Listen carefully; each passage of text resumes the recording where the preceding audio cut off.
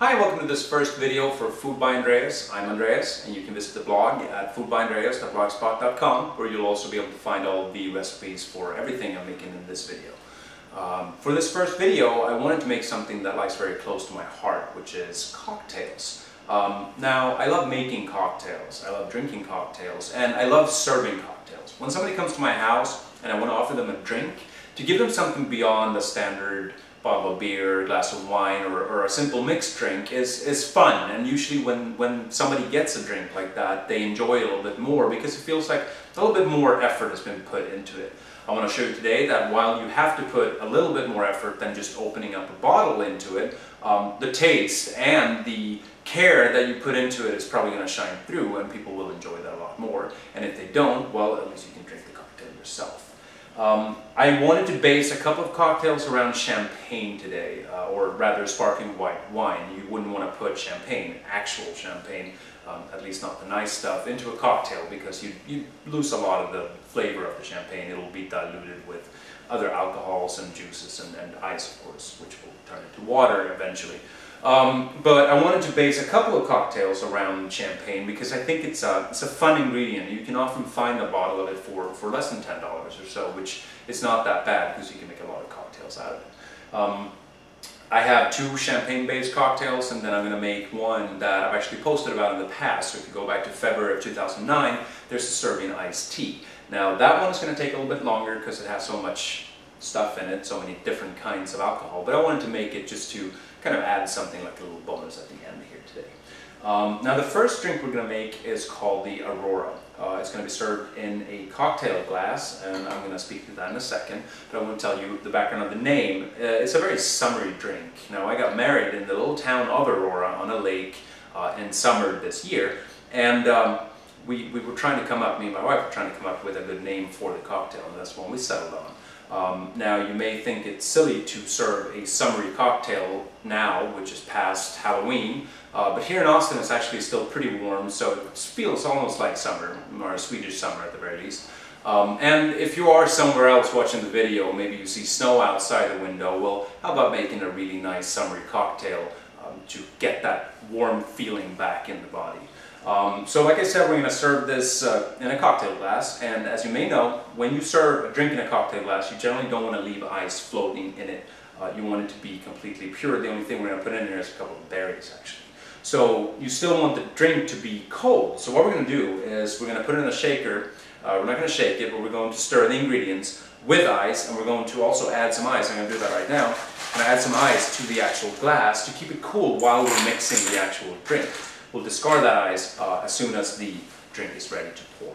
I'm going to put that aside, and we'll bring up the cocktail shaker. Now there's plenty of different models and kinds of cocktail shakers. I have a very simple and basic one here, which comes with a lid that you can close to shake, and then a strainer, which you'll use to get rid of the ice that's in there. I'm going to put some ice in here, and don't skimp on it. Ice is a very, very important cocktail ingredient, second only to the alcohol, I'd say. And then I'm going to add the champagne. Now I've already opened this bottle, so I'm not going to demonstrate how to do that, but that's not the most difficult task. I won't be measuring these ingredients exactly here, but all the measurements will be on the blog. And the main reason is because I kind of have developed a feel for how much goes into a glass. Now the first ingredient, like I said, is champagne. You're going to put a couple of ounces of that in there. And then we're going to use Fresca. Now Fresca is something I did not know about before I moved to the US. I grew up in Europe, and there I've never heard of it.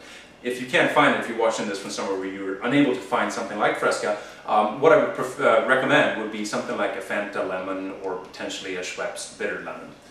So we're going to add a little dash of that. And then we're going to add triple sec. Now again, when you're mixing a drink like this, it's not really worth using something really fancy like a Cointreau, which is a kind of triple sec.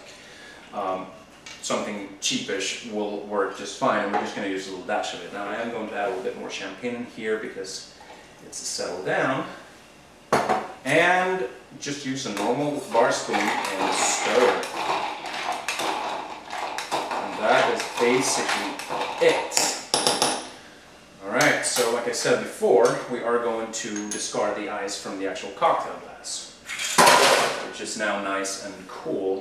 And then we will strain the drink in here.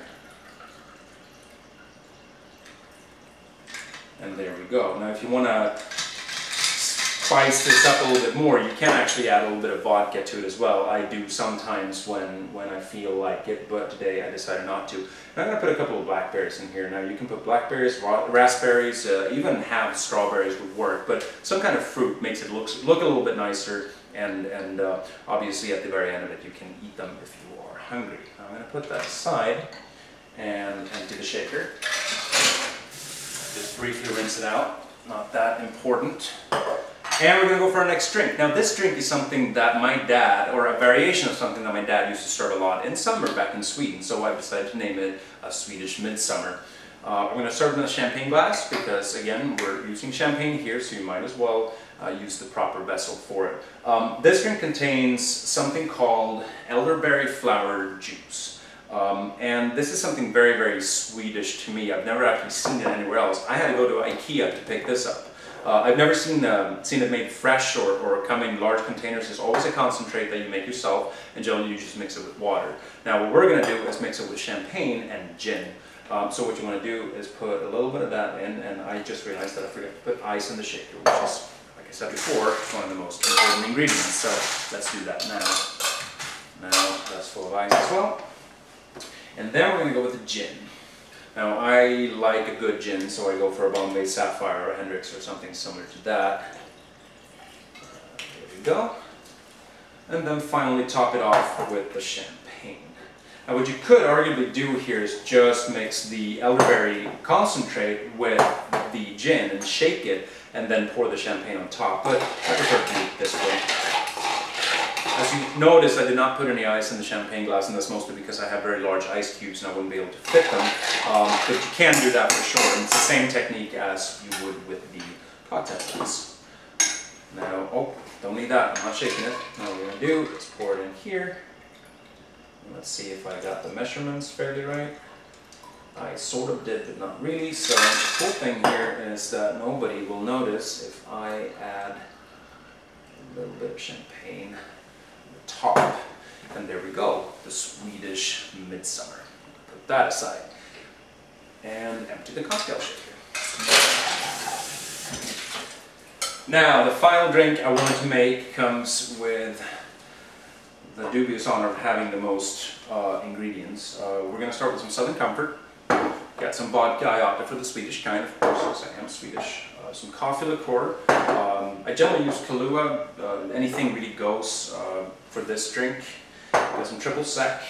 And then I got a couple of smaller bottles of peach schnapps and Malibu, because those are not my drinks of choice, but they do go into this drink for sure. We're going to use a large glass. You can actually use a pint glass for this, which is how I first started, and I am talking about the European style pint glasses, which is bigger than the American.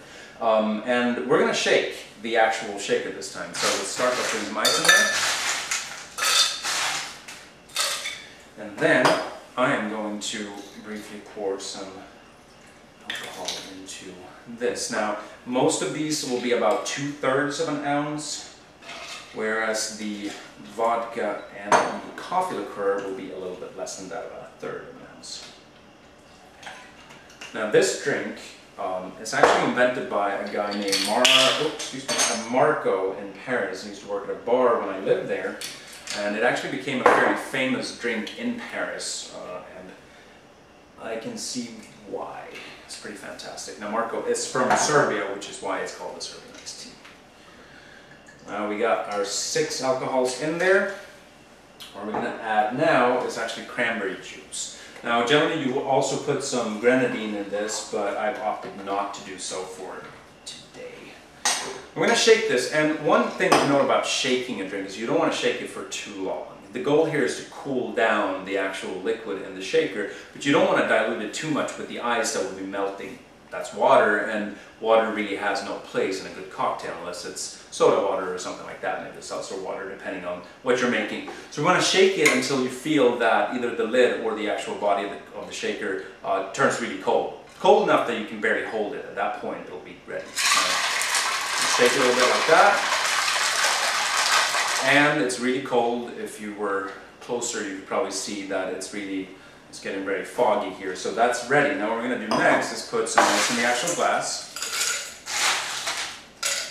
And Again, lots of ice is a good thing. Keep the drink cold, and then we'll pour these ingredients.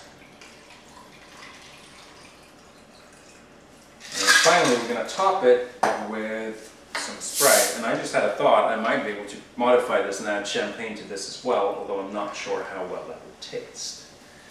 So there we go. And then what I'm going to do finally is cut up a lemon. You can use a lime for this as well. I'm just going to cut up a wedge here.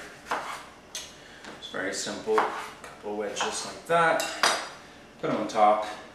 And there we go, the Serbian Ice Tea. I'd actually probably put a straw into that if I had one. I hope you enjoyed this first video for Food by Andreas. Please don't hesitate to visit the blog at foodbyandreas.blogspot.com. Like I said, you can find all the recipes there. And it is time for me to sample the fruit of my work here, I think. Cheers.